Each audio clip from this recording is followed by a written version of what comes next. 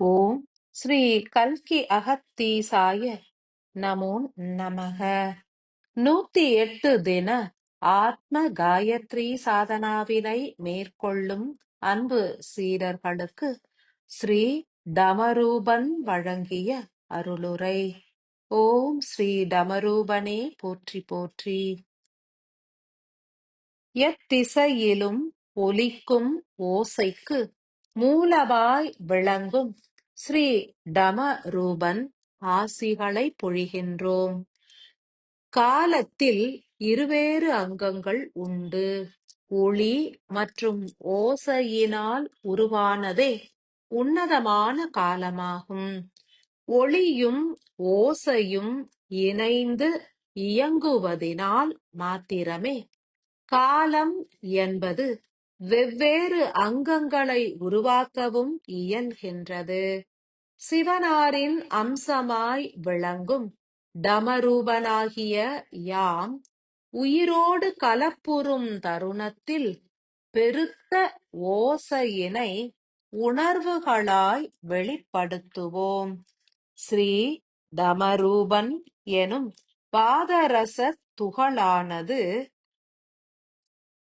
இப்பூமியில் எண்ணற்ற பிரதேசங்களில் பிரதிஷ்டை புரியப்பட்டுள்ளது. இதன் மூலம் மானுடர்களின் உயிர் ஆற்றல் பெருகி இயங்கு சக்தியும் அதிகரித்துள்ளது. எமது தன்மை என்பது உயிரின் தத்துவம் நிறைந்ததாகும். ஓசை மற்றும் உணர்வுகளால் ஆட்கொள்ளப்படும் ஓர் எளிய பாதரசத் துகளே டமரூபன் என்றுணர்க. எமது பாதரசத் தன்மை என்பது எளிதாய் உருமாறி தங்கம் மற்றும் தாமிரமாக மாற்றம் அடைந்துவிடும். வேறு எந்த ஒரு ஆன்மத் துகளும் உயிரோடு எளிதினில் கலப்புற இயலாது. எனினும் டமரூபனாகிய யாம் எளிதினில் உருகிக் கரையும் தன்மையினை பெற்றுள்ளோம்.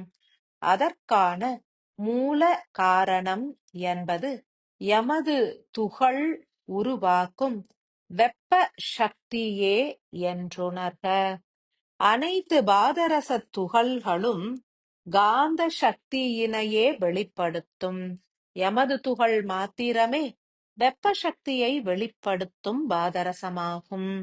ஏனெனில் எமது பாதரசத் தன்மை என்பது உள்முகமாய் மிகவும் உருகிய தன்மையினையே கொண்டிருக்கும். உருகிய பாதரசம் என்பது வெப்பத் தன்மையினை ஆதாரமாய் கொண்டிருக்கும். ஸ்ரீசக்கர தியானங்களை ஏற்கும் அன்பு மானுடர்களின் சிரசினில் யாம் உருகிய நிலையிலேயே கலப்புற்றுள்ளோம். எனினும் இத்தருணத்தில் தேவியரின் ஒடுக்கத்தின் காரணமாய் யாம் இயங்க துவங்கிடுவோம் என்றுணர்க. உயிர் சக்தி என்பது 7 விதமான ஓசைகளை எழுப்பி சிரசினில் இயங்கிடும். அதனைப் போன்றே 7 விதமான ஓசையினை எழுப்பி யாமும் இயங்கத் துவங்கிடுவோம். உயிரின் இயக்கத்தினை ஒத்தே எமது இயக்கமும் அமைந்திருக்கும். ஓசை என்பது உச்சமான அதிர்வுகளை உருவாக்க வல்லது. இயக்கத்திற்கான அடிப்படை ஆதாரம் என்பது வெப்பம் மற்றும் ஓசை என்பதாகும். ஒரு பகுதியிலிருந்து ஓசை எழுகின்றது எனில் அப்பிரதேசத்தினில் இயக்கம் ஒன்று நிகழ்கின்றதென்றே பொருள்படும். ஸ்ரீ டமரூபனாகிய யாம் எளிதாய் அனைத்து அணுக்களோடும் கலப்புறுவோம். பூஜிக்கும் ஒவ்வொருவரது சிரசினிலும் கலப்புற்று ஓசையினை அதிகரிக்கும் அதிர்வு அலைகளை வெளிப்படுத்துவோம். இதன் மூலம் உட்செவிகள் திறவு கொண்டு உயரிய ஓசைகளை செவிமடுக்கவும் இயலும். ஓர் மனிதனின் செவிகளுக்கு மிக மெல்லிய, நுண்ணிய மற்றும் குன்றிய ஓசையினை உணரும் தன்மை என்பது கிடையாது.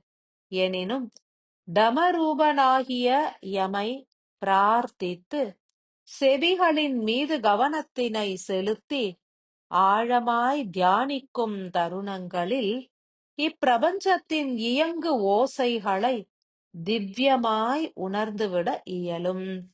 ஓசை என்பது ஒழுங்கான இயக்கத்திற்கு ஆதாரமாகும்.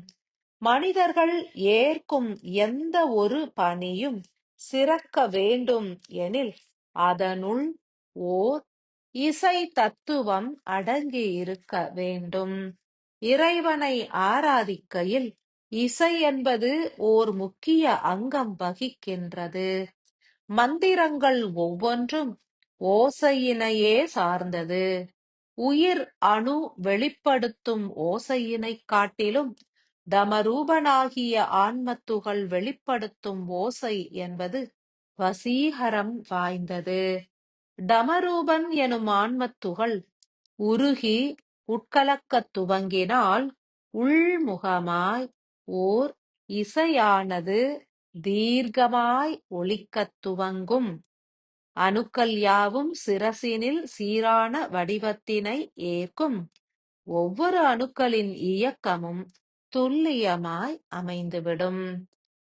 மிகவும் ஆழ்ந்து தியானிக்கையில் ஸ்ரீ டமரூபனாகிய எமது இருப்பு நிலையினை ஓசையின் வடிவினில் துல்லியமாய் உணர்ந்திடலாம். ஓசை என்பது ஒவ்வொரு மனிதருக்கும் மிக உன்னத எரிபொருளினை வழங்கிடும். உடல் சோர்வு மற்றும் மன சோர்வு ஆகியவற்றை எளிதாய் நீக்கிவிடும். தமரூபனாகிய யாம் உருகி உட்கலக்கத் துவங்குகையில் ஓர் இனிமையான உள்தோற்றம் உருவாகும். அகத்தின் மலர்ச்சி பெருகிடும். விழிகளில் ஒளி கூடும். உன்னத ஆற்றல்களும் பெருகிடும். இயக்கம் துரிதம் அடையும். மகிழ்ச்சி மேலோங்கிடும். துன்ப நிலைகள் நீங்கும். ஆழமான சத்தியங்களையும் உணர இயலும். ஏன் ஸ்ரீ டமரூபன் எனும் ஆன்மத் துகளினை போற்றித் துதிக்க வேண்டும் என்றும் எவ்விதம் போற்ற வேண்டும் என்றுமே அறிந்திடுக. ஆழ்ந்த பல சத்தியங்களை எளிதாய் வெளிப்படுத்த முனைகின்றோம். மனம் ஒன்றி ஏற்கக் கடவது. உள் ஓசைதனை உணர்வதற்கும் ஆனந்தமயமான இசையினை உள்முகமாய் ஏற்பதற்கும் முனைகின்ற தருணங்களிலெல்லாம் எமது இருப்பு நிலை வீரியமாய் உதவிடும். எனினும் ஆழ்ந்து எமை அழைக்க எமது ஆற்றல்கள் பெருகுவதனை உணரலாம்.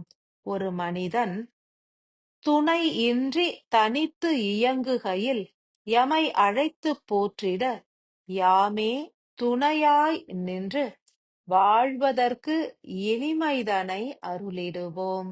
காரணமற்ற அன்பு உருவாகிட உதவிடுவோம். எவ்விதம் எமை அழைப்பது எனில் ஓர் உடுக்கை எனும் இசை கருவிதனை கற்பனையில் கண்ணுற்று எமை இசைத்து அழைத்திடலாம். மேலும் உங்களது செவிதனை கற்பனையில் கண்டுணர்ந்தும் எமை அழைத்திடலாம். எமது செவிதனை இசையினால் குளிர்விக்க வாருமப்பா என்றும் அழைத்திடலாம். அன்றி இப்பிரபஞ்சத்தின் இயக்கு ஓசைதனை எமது உட்செவிகளுக்கு உணர்த்திட வாருமப்பா என்றுமே அழைத்திடலாம். எமை அழைத்து சில மணித்துளிகள் பிரார்த்தித்த பின்னர் உள்முகமாய் உங்களது கவனத்தினை இரு செவிகளிலும் செலுத்திடல் வேண்டும். அத்தருணத்தில் இரு செவிகளுக்கும் இடையே உள்ள மத்திய பகுதியினில் ஓர் அதிர்வு அலைதனை உணர்ந்திட இயலும். மேலும் ஓர் மெல்லிய உன்னதமான நாதத்தினையும் உணர்ந்திட இயலும். அனைவரும் உருகியே தியானித்து சத்தியங்களை உணரக் கடவது. எத்தருணத்திலும் எமது ஓம்கார நாதத்துடன் இணைந்திருப்பவர்கள் ஈச உலகத்தினில் லயித்து வாழ்ந்திருப்பர். கருணை வாயில் திறவு கொண்டிட ஆதி விளக்கு காயத்ரி மந்திரத்தினை தீர்க்கமாய் உரைத்து பின் ஆழ்ந்து தியானிக்கையில் இரு செவிகளுக்கும் மத்தியில் உருவாகும் ஓர் மெல்லிய அதிர்வினையும் ஓசையினையும் செவிமடுக்க முயன்றிடுங்கள். எங்கும் நிறைந்திருப்பினும் ஈச துளியாகிய யாம் உயிர் கூட்டினை சூழ்ந்து ரீங்காரமிடுவோம். ஏனெனில் உடலினில் உயிர் உள்ளவரை ஓசை என்பது வெளிப்படும். உயிர் அணு ஒடுங்கினாலும் ஆன்மாவின் ஆற்றல்களின் மூலம் உடலானது இயங்கிக் கொண்டுள்ளது என்பதனை ஓசையின் மூலமே யாம் வெளிப்படுத்துவோம். ஸ்ரீ சக்கர தியானங்களை மேற்கொள்ளும் அனைவரும் உங்களுக்குள் நிகழும் மாற்றங்களை உணருங்கள். இது காலம் வரை புற ஓசைகளையே செவிமடுத்த அனைவரும் தமரூபனாகிய எமது இயக்கத்தின் மூலம் அக ஓசைதனை உணரும் பாக்கியம் பெற்றிடலாம். உள்ளிருந்து வெளிப்படும் ஓசைதனை உணர்ந்து கொண்டால் வாழ்வின் அனைத்து இயக்கங்களும் வெற்றி பெறும் என்றுணர்க. அக ஓசைதனை உணர்பவர்கள் வாழ்வு என்பது மிகவும் ஒழுக்கமான நிலையினை ஏற்றிடும். உணர்ந்து ஏற்று உய்வுறக் கடவது. ஸ்ரீ டமரூபனின் பரிபூரண ஆசிகள்.